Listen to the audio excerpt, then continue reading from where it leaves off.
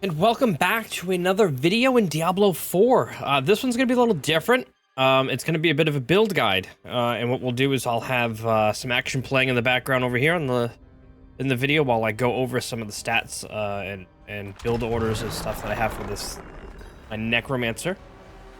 This is for the Summoner Necromancer. Now, the build that I'm currently utilizing is kind of an outdated one. It's mainly because I don't want to drop the gold into completely respecking, and it's working for me. I mean, I'm level 69. We're doing perfectly fine in Nightmare Rifts. I'm still at tier 3. We have unlocked World tier 4. So I could do the higher rifts, the higher Nightmare dungeons. But I've been kind of just constantly rolling out the tier 20s, and that's what you're going to see in the videos. It goes fine. It goes perfectly fine. The downside to Necromancer, at least currently, is we're very slow. And that kind of has to do with a lot of how our minions react and act. With other classes, you can focus your damage. You can, target what you need to target. With our lovely minions, they do whatever the hell they want. And that makes things very difficult. You're going to see in the videos as well that there are the suppressor elites, which make it insanely difficult. Because our lovely skeleton mages don't want to go into the bubble. And if they're on the outside of the bubble, they're not doing damage. So there's a lot that I wish were, there's some quality of life things like having the ability to, focus our minions on a target. I think it's in Diablo Immortal. Diablo Immortal. Or Diablo 3. I'm pretty sure it was Immortal, where if you, clicked your skeletal, raise skeleton button or whatever it was in that game. It's been a while, but it would, have your minions jump to that target. Which would be really nice to have. I mean, the skeletal priest is great and everything, but without a way to focus your minions, makes it quite challenging. So as I mentioned, we're using a bit of an outdated build. There are some new ones online. This was kind of one of the first ones generated, and it's worked. We have points in Decompose and Enhanced Decompose. This is really just so we can jump to the next tier. And our main ability really is the Blight, which will go Enhanced Blight, which adds a slow to our enemies. And then Supernatural Blight, which is us and our minions will deal 15% increased damage to enemies within the Blight. So it makes a nice little AoE on the ground. And our minions will do more damage to those targets within there. Then we also jump over here to Hewed Flesh. Lucky hit, your damage has up to a 12% chance to create a corpse at the target's location. This chance is doubled against bosses. Now, this is very helpful because we need the corpses for a few different reasons. One, to raise skeleton, and two, for our corpse explosion. Now, I know a lot of the other builds aren't doing this combo anymore, but it kind of works for me. Next down here, we have the corpse explosion, which explodes corpses, and we use it for essence generation. And then we go to Enhanced Corpse Explosion, which increases that radius by 15%. And then it Blighted will change Corpse Explosion to become Darkness. And instead of exploding, release a Vile Miasma, dealing, a certain amount of damage, shadow damage over 6 seconds. Then we move over to Skeletal Warrior Mastery. Max that out. Our warriors now have 45% increased damage and life. And then we go to Grim Harvest, which consuming a corpse generates 6 essence. So that's what I was saying about the corpse explosion. Now we're generating essence as we're blowing things up. I love the combo. And it also kind of works hand in hand with the skeletal raise skeleton. When we do our priests, it consumes corpse, so we're getting essence as we're doing that. Drop down our next tier. We have Max Death's Embrace. Close enemies take 6% more damage from you and deal 9% less damage. So it's a nice little safety net. Then we have Decrepify. This is our major curse. We have 2 points into this. And then we move over to the Enhanced Decrepify, which enemies hit while affected will have a 10% chance to be stunned for 2 seconds. This is really helpful. And then Abhorrent Decrepify, enemies, a lucky hit, enemies hit while afflicted with Decrepify have up to 15% chance to reduce your active cooldown for 1 second. I find that this is insanely helpful, mainly because we're still running the good old Army of Dead ultimate. So with its kind of high cooldown, it's normally 60 seconds, we can, if there's a good old mob ball, we can really start hacking away and getting our Army of Dead up again. We have the Skeletal Mage Mastery here, increase the damage and life of our Skeletal Mages by 60%. And now we've buffed both our warriors and our mages. We drop down to the next tier here. We've gone Necrotic Carapace. When a corpse is formed from your skills or your minions, fortify for 6% base life. Really helpful. And then we have some points over here in Reaper's Pursuit. Damaging enemies with our darkness skills increases our movement for a little bit. Gloom, when you damage enemies with darkness skills, they take 6% increased shadow damage from you and your minions for 2 seconds, stacking up 2-3 times. And Crippling Darkness, a lucky hit. Darkness skills have up to a 15% chance to stun for 3 seconds. So we're really trying to maximize on those stuns. We drop down to a massive summoner section here. We have 3 out of 3 out of Golem Mastery, increases the damage and life of your Golem by 74%. We have Army of the Dead, with the Prime Army of the Dead. So when they explode, we have a 15% chance to leave a corpse behind. And then we have Supreme Army of the Dead, which also raises our Skeletal Warriors and Mages. So it's kind of a little safety backup if we have lost some of them. This should help raise them again without any corpses around. Then we have Inspiring Leader, maxed after you have been healthy for at least 4 seconds, so you and your minions gain 12% attack speed. Bonded in Essence, every 5 seconds your Skeletal Priest's healing will heal your skeletons for an additional 60% of the maximum life. Death's Defense, your minions cannot lose more than 30% of their maximum life from a single damage instance, so this really helps them from getting one shot.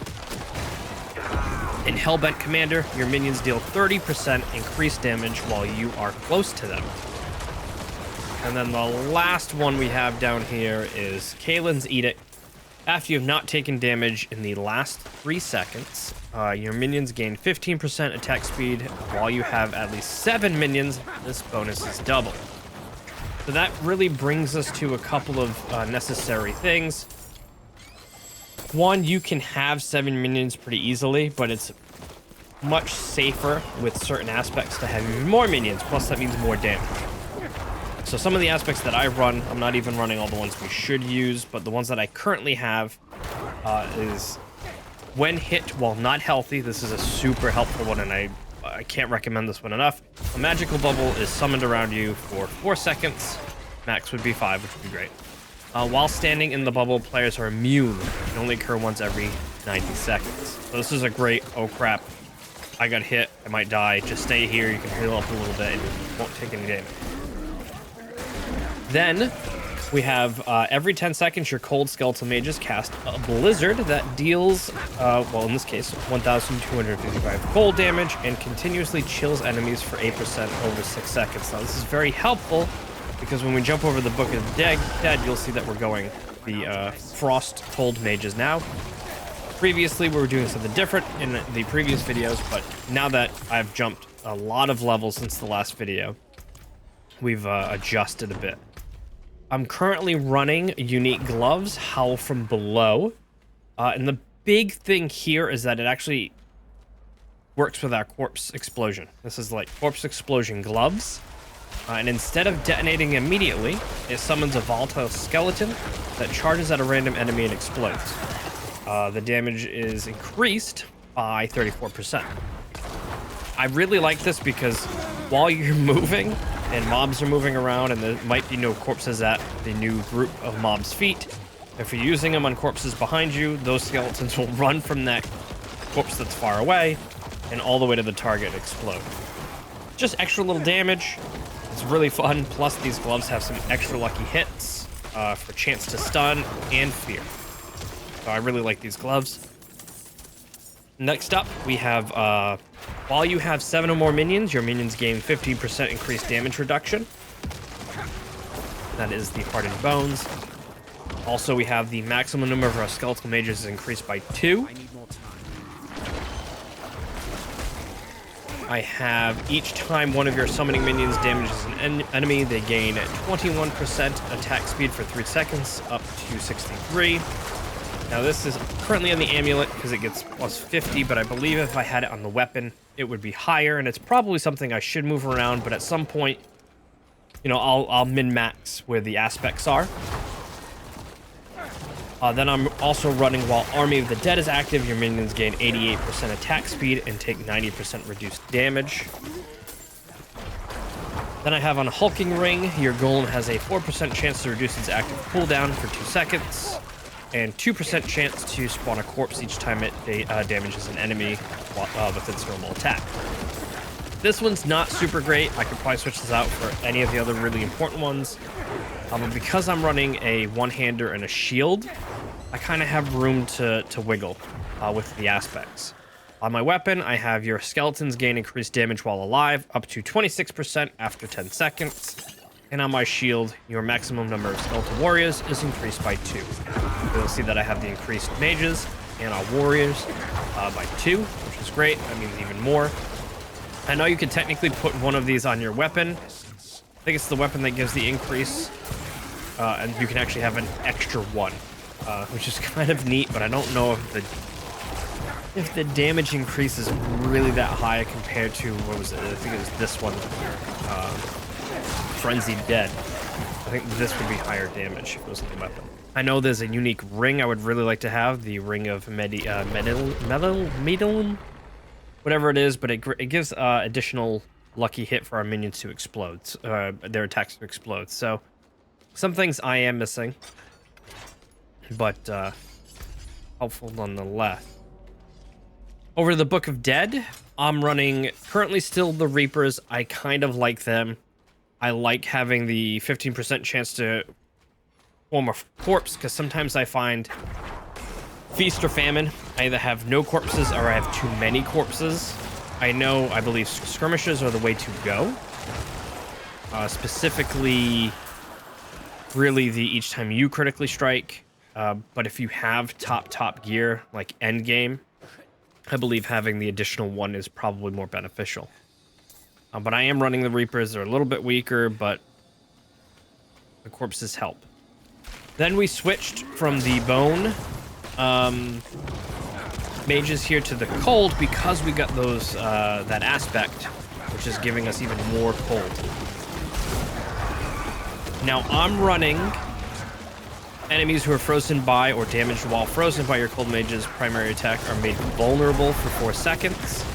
Mainly because I think the new build no longer uses Shadow Blight, but they use Bone Spear, which does the vulnerable. But I don't have that, so I found, using this is kind of another way to get that. So now we have the increased damage from Shadow Blight, and then they'll become vulnerable for 4 seconds from our lovely cold skeletal mages. And last up, our poor golem here. We're running bone, and specifically, each time your bone golem takes up to 20% of its max damage, max life as damage, it sheds a corpse. The other ones are thorns, which we're really not doing a thornsy thing, and we're not sacrificing. But we wanted the bone golem because he's the one that does taunt. So he's very, very helpful for protecting us. On the last thing here is we have our lovely Paragon board. And then we first start off here. And we work our way up the left side. It's just a little bit stronger than the right side here. We get the resistance to all elements and maximum life. Yes, if you go up the right side, you get some more damage. But realistically, in the way a lot of the Diablo games work, once you get to endgame, you need protection. You can't really be a glass cannon because things will one-shot you out of nowhere. So we go up the left for the protection, and then we're utilizing the mage glyph in the first section here. This is increasing our skeletal mage's damage. and also increasing their resistance. Now I kind of have this at the max radius, so this is a level 15, so they have a lot of damage increase, which is really nice. And then we make our way coiled around up into the next board here. And I believe this board is called the Cult Leader. So this is the Cult Leader board. And the strategy here is you make your way over to the left side. You collect this rare node, and you also make your way up to get Cult Leader. It's a legendary node, and it increases damage by 50% for each minion type you have active. This only applies to the minion types Skeletal Warrior, Mage, and Golem.